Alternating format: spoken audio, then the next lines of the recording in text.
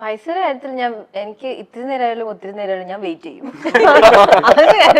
ഒരു പ്രശ്നമില്ല. എനിക്ക് ഞാൻ റെഡിയാണ്. റെഡിയാണ്, വെയിറ്റ് ചെയ്യാൻ റെഡിയാണ്. എനിക്കൊരു ഫാക്ടർ അല്ലെ. സംഭവം വെച്ചാല് നമുക്ക് എന്തെങ്കിലുമൊക്കെ സ്കിൽസ് കാണും.